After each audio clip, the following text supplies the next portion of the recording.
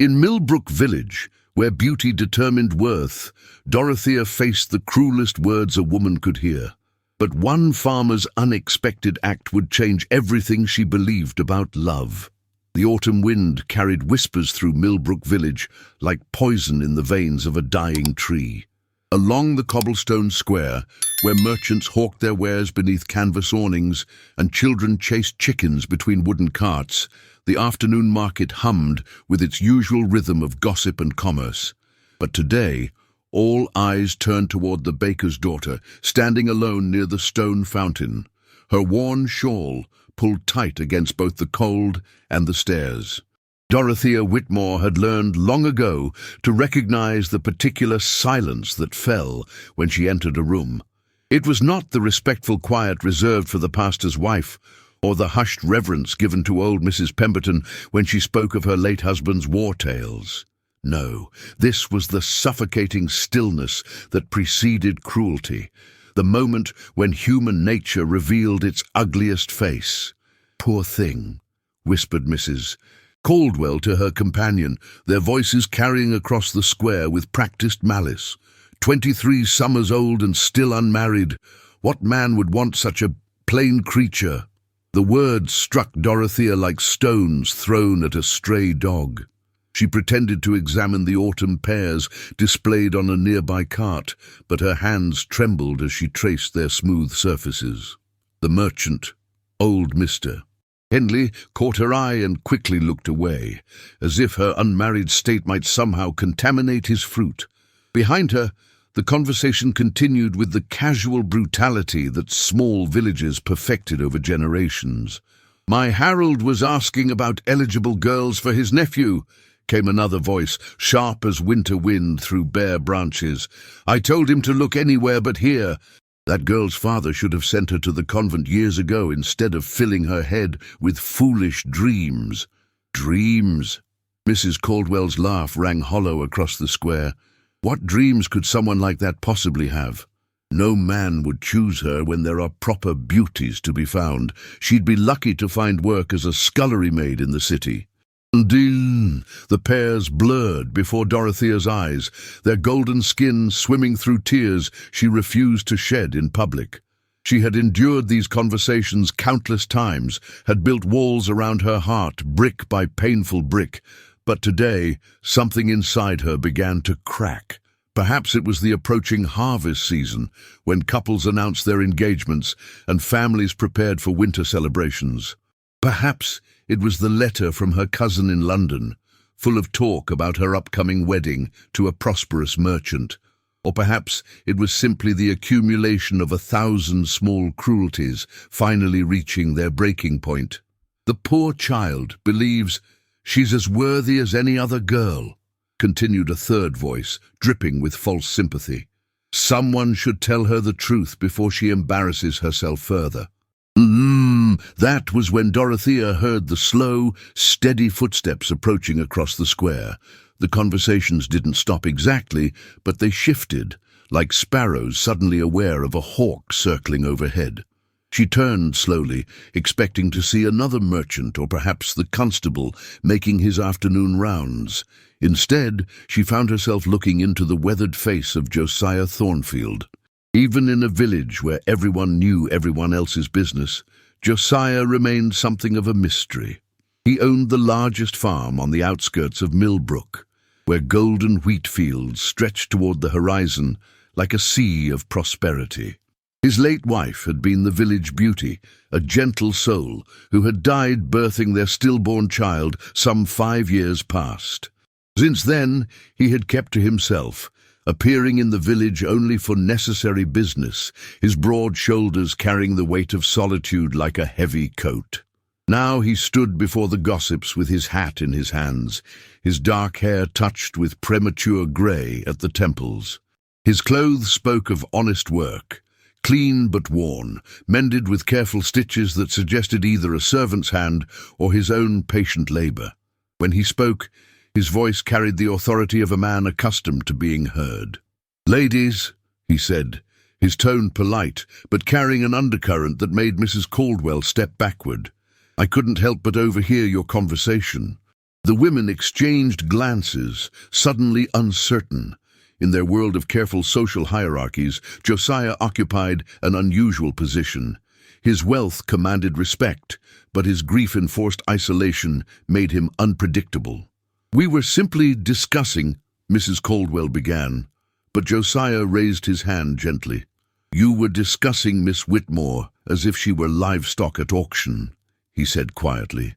"As if her worth could be measured by standards fit only for children playing with dolls."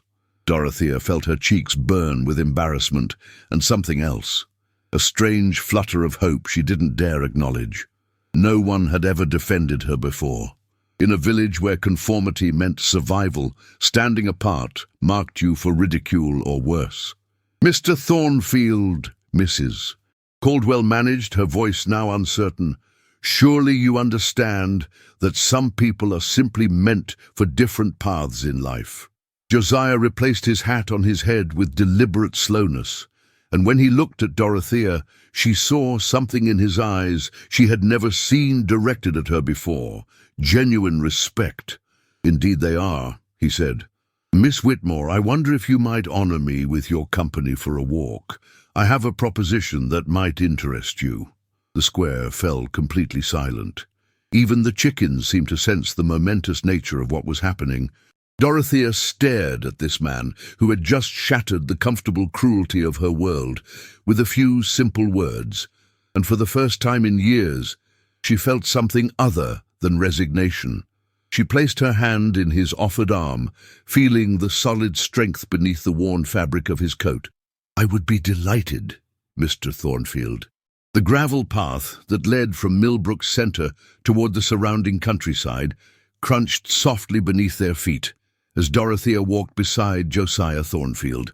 The afternoon sun cast long shadows through the oak trees that lined the road, and she found herself acutely aware of every sound: the distant lowing of cattle, the whisper of wind through dying leaves, and most of all, the steady rhythm of his breathing beside her.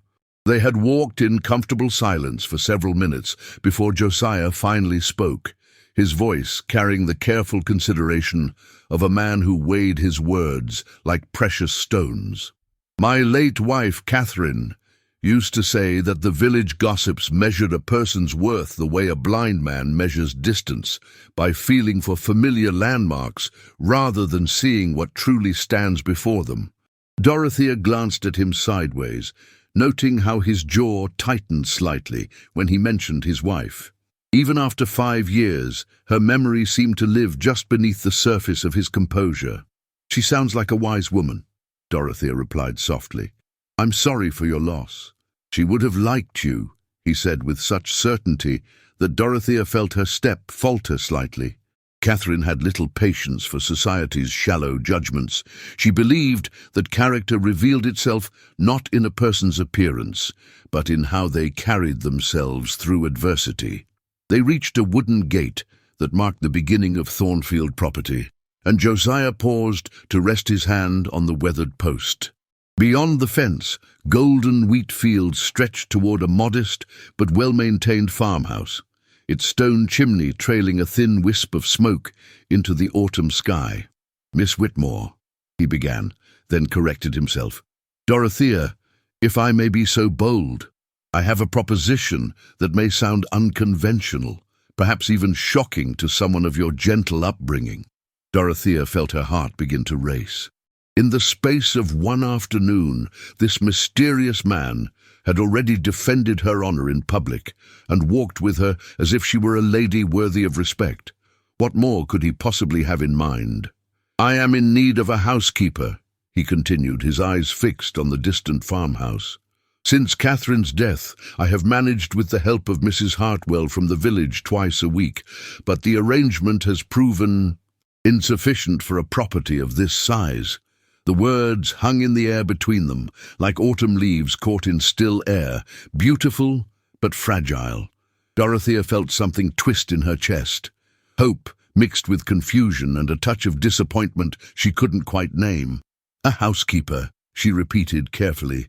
"The position would come with a cottage of your own, Josiah said quickly, as if sensing her hesitation. "The old groundskeeper's house near the apple orchard. It hasn't been occupied for some time, but it's sound and could be made quite comfortable with proper attention." He turned to face her fully then, and Dorothea saw something in his expression that made her breath catch. There was more to this proposition than simple domestic arrangement, though she couldn't yet decipher what lay beneath his carefully chosen words. "I know what the village thinks of me," she said, her voice steady despite the emotions churning inside her. "They believe I'm destined to be a burden on my father until he dies, and then perhaps a charity case for the church. You're offering me independence, Mr. Thornfield. The question is why?" A ghost of a smile crossed his weathered features. "You ask direct questions. I appreciate that quality in a person. My father always said it was an unfortunate trait in a woman. Your father, with all due respect, has spent too many years listening to village wisdom, and not enough time observing the wisdom of his own daughter." They began walking again, this time along a smaller path that wound through a grove of apple trees heavy with fruit. The sweet scent of ripe apples filled the air, mixing with the earthier smells of turned soil and distant wood smoke. "The truth is," Josiah said after a long pause, "I'm tired of solitude. Not lonely precisely, but empty. This farm was built for a family, and since Catherine's death it has felt like a coat tailored for a larger man. I rattle around in it like a dried pea in a pod." His honesty was startling in its simplicity. Dorothea had grown accustomed to the elaborate social dances that passed for conversation in Millbrook, where meaning was buried beneath layers of propriety and implication. Josiah spoke like a man unafraid of truth. "You barely know me," she pointed out. "I could be lazy or dishonest or any number of undesirable things." "Could you?" he asked, stopping suddenly and turning to face her. "Tell me, Dorothea, in all your years of enduring the village's cruelty, have you ever once responded with cruelty of your own?" The question caught her off guard. She thought of the countless times she had bitten back sharp retorts, swallowed her pride, chosen dignity over revenge, even when her heart screamed for justice. "No," she admitted quietly. "Have you ever spread gossip about those who hurt you, despite having ample opportunity?" "No." "Have you ever turned your back on someone in need, even when they had shown you no kindness?" She thought of the times she had helped Mrs. Caldwell's elderly mother with her shopping, despite knowing the woman spoke against her at every opportunity. Of the occasions she had mended clothes for village children whose parents would not allow them to speak to her directly. "No," she whispered. "Then I know everything about your character that matters," Josiah said simply. "The rest is merely learning your preferences for tea and discovering whether you sing while you work." They had reached a small clearing where wildflowers grew in cheerful defiance of the approaching winter. Dorothea sank onto a fallen log, overwhelmed by the day's unexpected turns. "This is all very sudden," she managed. "Life rarely offers convenient timing for important decisions," Josiah replied, settling beside her with careful distance between them. "But I will not pressure you for an immediate answer. Take whatever time you need to consider the proposition. What would people say? Does it matter?" The simple question hung between them like a challenge. For 23 years, Dorothea had shaped her life around what people would say, what they would think, how they would judge. The possibility of making a choice based solely on her own desires felt both terrifying and exhilarating. "I don't know," she said honestly. "I've never tried not caring before." "Perhaps," Josiah said gently, "it's time to learn." The cottage sat nestled among the apple trees, like a secret waiting to be discovered. Morning mist clung to the orchard's branches as Dorothea approached her new home for the first time, carrying a small canvas bag that contained everything she owned worth keeping. Behind her, the main farmhouse stood silent in the early light, though she could see smoke beginning to curl from its chimney. 3 days had passed since Josiah's unexpected proposition. 3 days of her father's uncomfortable silence and her stepmother's barely concealed relief. Agnes Whitmore had married into the Baker's family, expecting comfort and respectability, not the burden of an unmarried stepdaughter whose presence served as a constant reminder of the family's social failures. "It's for the best," Agnes had declared, while helping Dorothea pack her meagre possessions. "A woman your age needs purpose, and perhaps working for Mr. Thornfield will teach you proper domestic skills. Heaven knows you've had little practice managing anything more challenging than sweeping flour." Dorothea had bitten back her response, choosing instead to focus on the strange flutter of anticipation that had taken residence in her chest. For the first time in her life, she was making a choice that belonged entirely to her. The cottage door stood slightly ajar, and she could hear movement inside. When she pushed it open, she found Josiah arranging wildflowers in a simple ceramic vase on the kitchen table. The sight of this large, weathered man performing such a delicate task made something warm unfurl in her chest. "I thought you might appreciate some color," he said without looking up, his fingers surprisingly gentle as he adjusted a spray of autumn asters. "Mrs. Hartwell has been through to air the rooms and stock the pantry. I hope you'll find everything suitable." Dorothea set down her bag and took her first real look at what would be her home. The cottage was small, but perfectly proportioned, with whitewashed walls that caught and held the morning light. A stone fireplace dominated one wall, already laid with kindling and ready for lighting. Simple wooden furniture filled the space with honest craftsmanship. A table and chairs that had been polished to a warm glow, shelves that held dishes and books in equal measure, and windows dressed with curtains that someone had sewn with careful attention to both function and beauty. "It's beautiful," she breathed, running her fingers along the smooth surface of the kitchen table. "Did you arrange all this?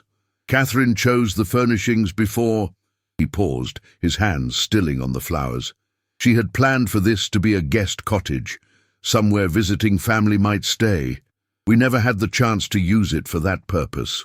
The weight of unspoken grief hung in the air between them, and Dorothea felt an unexpected urge to comfort this man, who had already shown her more kindness than she had known in years. "She had excellent taste," Dorothea said softly. "It feels like a home rather than just a house." Josiah looked up then, and she caught something vulnerable in his expression before he quickly composed himself. "I've prepared a list of household duties, but nothing that should prove too demanding. The house runs on simple routines, and I'm not a man who requires elaborate meals or formal presentations. What I require," he continued, moving toward the door, "is honest work and perhaps occasional conversation.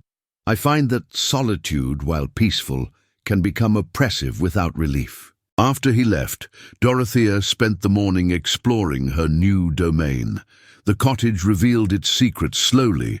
Books of poetry tucked between recipe collections on the kitchen shelves, a rocking chair positioned perfectly to catch the afternoon light through the sitting room window, and in the bedroom a quilt worked in intricate patterns that spoke of patient hours and loving hands. By noon, she had established herself sufficiently to venture toward the main house, where Josiah had indicated she might find him working in his study.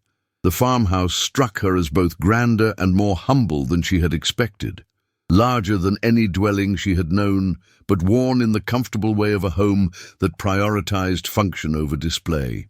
She found him bent over account books, in a room lined with more volumes than she had ever seen, outside the pastor's library. Sunlight streamed through tall windows, illuminating pages covered with neat columns of figures and careful notations about crop yields and livestock sales. "The harvest accounts," he explained, looking up as she appeared in the doorway. "I prefer to manage my own books rather than trust them to clerks in town. My father always said that a man who doesn't know his own business deserves whatever losses come to him," Dorothea replied, then felt a flush of embarrassment. "Forgive me. I don't mean to interrupt with homespun wisdom. On the contrary, your father sounds like a sensible man. Please come in. I was hoping you might help me solve a domestic puzzle. She approached his desk cautiously, aware that this was likely the first time in her life a man had sought her opinion on anything more significant than the weather. "Mrs. Hartwell has been urging me to host a harvest dinner for the neighboring farmers," Josiah said, leaning back in his chair. "It's apparently a tradition Catherine maintained, though I've avoided such gatherings since her death. Mrs. Hartwell seems to believe that having a proper housekeeper now removes my excuse for antisocial behavior. And you disagree? I'm uncertain. Social obligations have never come easily to me, and without Catherine's natural grace to smooth such events, I fear I would prove an inadequate host." Dorothea considered this, studying his face for clues to what he truly wanted. In her experience, people rarely asked for advice they weren't already inclined to follow. "Perhaps the question isn't whether you would be an adequate host," she said carefully, "but whether your neighbors deserve the courtesy of your hospitality, regardless of your personal comfort." Something shifted in his expression. Surprise, she thought, and possibly approval. "You believe I should accept Mrs. Hartwell's suggestion?" "I believe that kindness, even when it costs us something, is rarely wasted." Josiah was quiet for a long moment, his fingers drumming softly against the desk's surface. When he finally spoke, his voice carried a note of decision that made her pulse quicken. "Then perhaps you would help me plan this dinner, Miss Whitmore. It seems I am in need of someone with both practical experience and sound judgment." You would trust me with such responsibility." "I would trust you with considerably more than that," he said quietly, and the honesty in his voice made her realize that something fundamental had shifted between them, like the turning of a key in a lock she hadn't known existed. The harvest dinner was to be held on a crisp October evening, when the last of the wheat had been gathered, and the apple trees hung heavy with fruit ready for pressing. For 2 weeks, Dorothea had thrown herself into preparations with an energy that surprised even her. She had polished silver that hadn't seen use since Catherine's time, planned menus that would showcase the farm's bounty without appearing ostentatious, and worked alongside Mrs. Hartwell to transform the farmhouse dining room into something worthy of the occasion. But as the day approached, whispers began to circulate through Millbrook village like smoke seeping through cracks in old walls. "Shameful, really, Mrs." Caldwell's voice carried across the square as Dorothea collected supplies from the general store. "A man of Mr. Thornfield's standing, playing house with that baker's daughter, and her living right there on his property, bold as brass." "Someone should speak to Pastor Morrison," came the sharp reply from Mrs. Henley. "There are proprieties to consider, especially with poor Catherine barely cold in her grave." Dorothea's hands stilled on the bolt of cream-colored fabric she had been examining for table linens. 5 years was hardly barely cold, but she had learned that grief in the eyes of others followed its own peculiar timeline, usually convenient to whatever judgment they wished to render. "Perhaps Mr. Thornfield has simply been alone too long," suggested a younger voice, Miss Patricia Webb, the schoolteacher, who possessed both intelligence and the dangerous honesty of someone not yet fully corrupted by village politics. "Alone?" Mrs. Caldwell's laugh rang like a cracked bell. "The man has money and property. He could have his pick of proper wives from any county in England. Instead, he chooses to... well, we all know what he's chosen." The implication hung in the air like a poison cloud. Dorothea felt her cheeks burn, but she continued her examination of the fabric with steady hands, determined not to give the gossips the satisfaction of visible distress. "Good afternoon, ladies."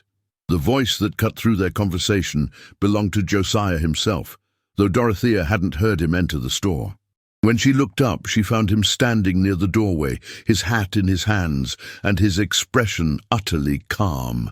But she had learned to read the subtle signs of his anger, the slight tightening around his eyes, the deliberate precision of his movements. The women fell silent, with the particular embarrassment of being caught in malicious speculation by its target. "Mr. Thornfield?" "Mrs." Caldwell managed, her voice pitched higher than usual. "We were just... that is, We were discussing... You were discussing my private affairs as if they were public entertainment, Josiah said mildly. I understand the temptation. Village life can become tedious without adequate drama to season it. He moved through the store with unhurried steps, collecting items from his own list, while the women watched in uncomfortable silence. When he reached the counter where Dorothea stood, he smiled at her with genuine warmth. Miss Whitmore, I trust your preparations are proceeding smoothly. Yes, Mr. Thornfield, I believe everything will be ready. Excellent. I look forward to introducing you properly to our neighbors as my... He paused deliberately, his eyes moving to encompass the listening women before returning to Dorothea's face. As my invaluable household manager and trusted friend. The words were carefully chosen, but Dorothea caught something else in his tone. A challenge, perhaps, or a declaration of sorts. Whatever he intended, the effect on their audience was immediate. Mrs. Caldwell's face cycled through several shades of red, while Mrs. Henley appeared to be suppressing something between outrage and grudging curiosity. That evening, as Dorothea put the finishing touches on the dining room arrangements, she found herself trembling with a combination of anticipation and dread. The silver gleamed in the candlelight. The autumn flowers she had arranged perfumed the air with their subtle fragrance, and the table settings reflected hours of careful attention. Everything was perfect, yet she couldn't shake the feeling that she was preparing for a battle rather than a dinner. You've outdone yourself, Josiah said from the doorway, his voice soft with something that might have been wonder. Catherine herself couldn't have created anything more beautiful. The comparison should have stung, but instead it felt like an honor. To be mentioned in the same breath as the woman whose memory still filled this house like sunlight through windows, it was more than Dorothea had ever dared hope for. I wanted to do justice to your hospitality, she replied, smoothing her hands over the skirt of her best dress, a simple grey wool that she had altered with small touches of lace at the collar and cuffs. Dorothea! He stepped into the room, and she noticed he had changed into his finest coat, the dark wool brushed to perfection, and his hair combed back with careful attention. There's something I must tell you before our guests arrive. The seriousness in his tone made her pulse quicken. Of course. I received a visitor this afternoon, Pastor Morrison, accompanied by Mrs. Caldwell and two other ladies whose names I shall not dignify by repetition. Dorothea's stomach clenched. I see. They came to express their concerns about our arrangement. They suggested that my reputation and yours might benefit from a more conventional resolution to our domestic situation. And what did you tell them? Josiah moved closer, close enough that she could see the flecks of gold in his brown eyes, close enough to catch the scent of soap and autumn air that clung to his clothes. I told them that my household arrangements were my own concern, and that any woman who could command both my respect and my... He paused, seeming to weigh his words carefully. And my growing affection deserved better than their petty suspicions. The world seemed to tilt slightly on its axis. Had he truly said what she thought she heard? Josiah, she began, but the sound of carriage wheels on gravel announced the arrival of their first guests.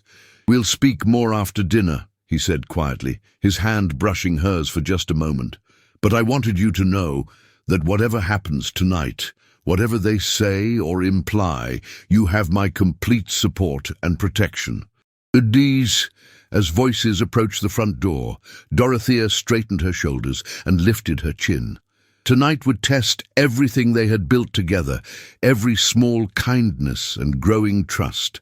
But for the first time in her life, she would not face judgment alone. The dining room filled with the murmur of polite conversation as Millbrook's most prominent farmers and their wives took their seats around the gleaming mahogany table. Dorothea moved between the kitchen and dining room with practiced grace, ensuring that each course appeared seamlessly, that wine glasses remained filled, and that every guest felt properly attended to. Yet beneath the surface civility, she could feel the undercurrent of speculation and judgment flowing like a dark river through the gathering. Eyes followed her movements with calculating assessment. Conversations paused when she approached, and she caught fragments of whispered exchanges that made her hands tremble as she served the roasted lamb. Quite presumptuous, really. Poor Catherine would be mortified. What kind of example does this set? Josiah presided over the meal with quiet dignity, engaging his guests in discussions of crop yields and livestock prices, but Dorothea noticed how his gaze sought hers across the room, offering silent reassurance whenever the social atmosphere grew particularly thick with unspoken criticism. The turning point came as Mrs. Hartwell was serving the apple tart that Dorothea had spent the afternoon perfecting. Mrs. Caldwell, emboldened by wine and the company of like-minded companions, chose that moment to voice what others had only whispered. "Mr. Thornfield," she began, her voice carrying the false sweetness of arsenic mixed with honey, "we must all commend you on the excellent management of your household. Miss Whitmore has certainly risen to the occasion of her new position." The emphasis on position was unmistakable, and the table fell silent with the particular tension that precedes either violence or revelation. "Indeed she has," Josiah replied calmly, setting down his wineglass with deliberate precision. "In fact, I have an announcement that I believe will interest you all." Dorothea felt her heart stop. From her position near the sideboard, she watched as every face turned toward their host with predatory attention. "Miss Whitmore," Josiah continued, rising from his chair with formal solemnity, "would you join me, please?" The walk across that room felt like crossing a battlefield under enemy fire. When she reached Josiah's side, he took her hand in his with gentle certainty, and she felt the solid warmth of his strength flowing into her trembling fingers. "Friends and neighbors," Josiah said, his voice carrying easily through the hushed room, "I have asked you here tonight not merely to celebrate the harvest, but to witness something far more significant. For months, I have had the privilege of observing Miss Whitmore's character, her intelligence, her kindness, and her remarkable strength in the face of adversity that would have broken lesser souls." Mrs. Caldwell's face had progressed through several alarming shades of red, while Pastor Morrison leaned forward with the keen attention of a man scenting either scandal or redemption. "During that time," Josiah continued, "I have come to understand that love is not a reward for perfection, but recognition of worth that exists independent of shallow judgment. Miss Whitmore, you have brought light back into a house that had forgotten what warmth meant. You have shown me that healing is possible, that companionship can grow into something deeper and more precious than I dared hope." Dorothea's breath caught as Josiah reached into his waistcoat pocket and withdrew a small velvet box that gleamed like a promise in the candlelight. "Dorothea Whitmore," he said, dropping to one knee before the assembled company, "would you do me the extraordinary honor of becoming my wife?" The silence that followed was so complete that Dorothea could hear the clock ticking in the hallway and the soft pop of candle flames consuming their wicks. Every eye in the room was fixed upon her, but for the first time in her life, their judgment meant nothing. All that mattered was the man kneeling before her, offering not just his hand, but his complete faith in her worthiness. "Yes," she whispered, then louder, with growing confidence, "Yes, Josiah. Yes, with all my heart." The ring he slipped onto her finger was a simple band of gold set, with a pearl that caught the candlelight like captured moonlight. As he rose and gathered her into his arms, the room erupted into chaos. Some gasping with shock, others bursting into spontaneous applause, and Mrs. Caldwell appearing to require immediate attention from her husband. "Well," Pastor Morrison said, rising from his chair with a broad smile that transformed his usually stern features, "I believe congratulations are in order. When shall we publish the banns?" "As soon as possible," Josiah replied, his arm secure around Dorothea's waist. "I see no reason to delay when one has found one's heart's desire." The remainder of the evening passed in a blur of congratulations, practical discussions about wedding arrangements, and the gradual but unmistakable shift in how their guests treated Dorothea. Where once there had been condescension or outright dismissal, there was now careful respect, not for her own sake perhaps, but for her position as the future Mrs. Thornfield. As the last guests departed into the crisp autumn night, Dorothea and Josiah stood together on the front porch, watching carriage lights disappear into the darkness. "Do you regret it?" Dorothea asked quietly, "making such a public declaration before you were certain of my answer?" Josiah turned to face her, his hands coming up to frame her face with infinite tenderness. "I have never been more certain of anything in my life. You have given me back my faith in goodness, in the possibility of happiness. How could I regret claiming such a treasure? They called me too ugly to marry," she whispered, still hardly able to believe that the cruel words had lost their power to wound. "Then they are blind," Josiah replied firmly. "Beauty fades, Dorothea, but character endures. Intelligence grows richer with time, kindness deepens with practice, and love transforms everything it touches." As if to prove his point, he kissed her then, soft and sweet, under the canopy of autumn stars. In that moment, Dorothea understood that sometimes the most unexpected gifts come disguised as endings. The end of loneliness, the end of shame, the end of believing that worth must be earned rather than simply recognized. Tomorrow she would wake as Josiah Thornfield's betrothed. The village would adjust to this new reality, as villages always did, with grudging acceptance and eventual pride in claiming connection to the prosperity of Thornfield Farm. But tonight, she was simply a woman beloved, standing in the arms of a man who had seen past every cruel judgment to the heart that had been waiting all along to be discovered. The harvest was indeed complete.